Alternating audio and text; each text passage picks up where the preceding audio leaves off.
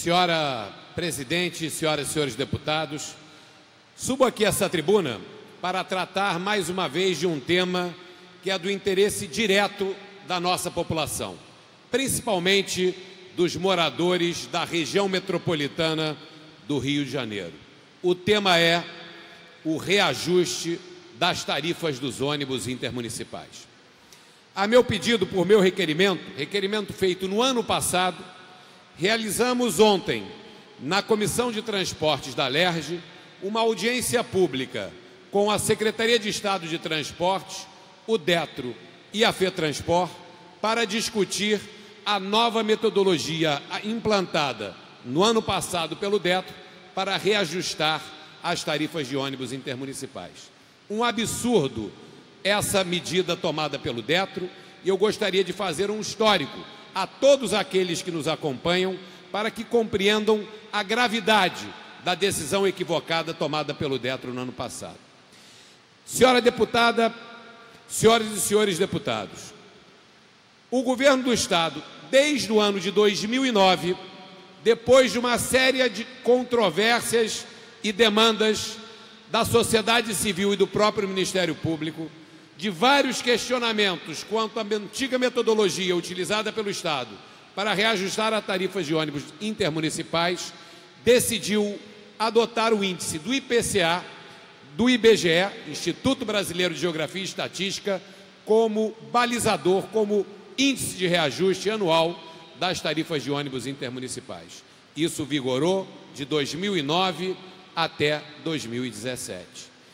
E vejam os senhores, logo em 2017, que por conta da crise econômica, da recessão avassaladora que cobre o Brasil, especialmente o estado do Rio de Janeiro, o IPCA teve um dos menores índices da sua série histórica. E nesse ano que o IPCA foi lá para baixo, porque a economia parou e as pessoas estão sem emprego e a inflação foi reduzida drasticamente, e nesse ano é que o DETRO decide modificar a metodologia, criando uma nova metodologia. Essa nova metodologia implantada pelo DETRO não foi discutida com a sociedade civil. Você, morador e usuário do ônibus, não ficou sabendo sequer que se estava preparando uma nova metodologia. Nós aqui na Assembleia Legislativa também não fomos informados como essa nova metodologia estava sendo programada e preparada e qual era a sua composição. Eu requeri o ano passado uma audiência pública para que isso fosse esclarecido e essa audiência só foi marcada esse ano. E olha, o resultado não poderia ser outro. Utilizando-se essa nova metodologia, em vez de aumentar as passagens de ônibus intermunicipais no índice correto, que era o IPCA, que seria 2,95%, o aumento foi de 6,89%, ou seja, quase 7%. Mais de 2 vezes o aumento da inflação, quase 3 vezes o aumento da inflação. E ontem ficou absolutamente claro que essa metodologia, além de vir no momento inadequado e sem justificativa, essa nova metodologia é uma metodologia inaceitável e incorreta. Se não vejamos, o DETRO colocou para dentro da nova metodologia, além dos índices de correção de custos do setor, como, por exemplo, preço do óleo diesel, de combustíveis, o dissídio de motoristas e cobradores, o reajuste dos preços que fazem diretamente ligação ao setor, outros índices, outros parâmetros que não têm nada a ver com a correção inflacionária. Ele colocou, por exemplo, uma ponderação da quantidade de passageiros transportados versus a quantidade de quilômetros percorridos pelos milhares de ônibus que fazem o serviço intermunicipal de passageiros. Ora, deputado Valdec Carneiro, tenho certeza que Vossa Excelência irá concordar que a quantidade de passageiros transportados no sistema e também a quantidade de quilômetros rodados são informações prestadas pelas próprias empresas de ônibus para o DETRO. A bilhetagem eletrônica, ela não cobre 100% das viagens, porque parte das viagens são pagas à vista em dinheiro. O total de passageiros transportados é uma informação prestada pela FETransport ao Detro. A mesma maneira, a quantidade dos quilômetros transportados. E o Detro hoje não dispõe de metodologia, nem de tecnologia ou de capacidade de fiscalização para atestar ou validar esses dados. Então isso significa que incluíram no cálculo anual de reajuste das passagens de ônibus intermunicipais dados que são prestados pelos próprios empresários sem que o poder público tenha condições de aferir a sua veracidade. E o mais grave do que isso, normalmente esses reajustes anuais são para corrigir os custos do sistema. Na nova metodologia foram incluídos fatores que buscam a recuperação automática da rentabilidade do setor. Ou seja, caiu o número de passageiros, isso é um risco do operador privado, mas pela metodologia do Detro, se cair o número de passageiros, aumenta a tarifa para compensar o resultado das empresas de ônibus.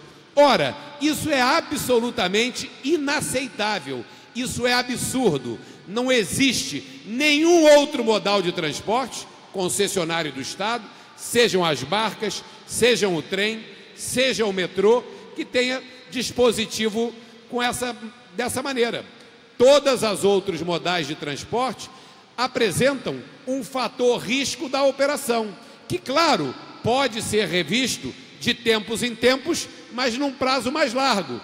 Dessa maneira, o que está se fazendo é o Estado garantindo a cada ano a rentabilidade do negócio privado, em detrimento da necessidade do investidor privado arcar com lucros e com prejuízos. Então, senhora presidente, a partir da audiência pública de ontem, ficou absolutamente claro que essa nova metodologia do Detro não tem amparo e não pode ser mantida. O que eu fiz em decorrência dessa situação, que é gravíssima? Senhora deputada Fatinha, a senhora representa o município de Duque de Caxias, na Baixada Fluminense.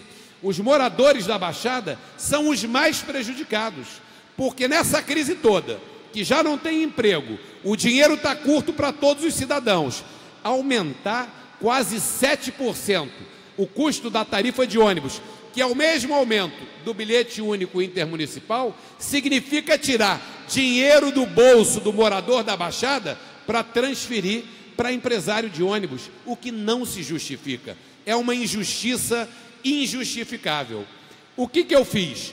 Decorrente das informações apresentadas ontem pelo próprio Detro e a FETransport na audiência pública. Apresentei e protocolei hoje um projeto de lei para instituir o IPCA como índice oficial de reajuste das passagens internacionais, passagens intermunicipais de ônibus aqui no âmbito do Estado do Rio de Janeiro, até que seja realizada a licitação dos ônibus intermunicipais.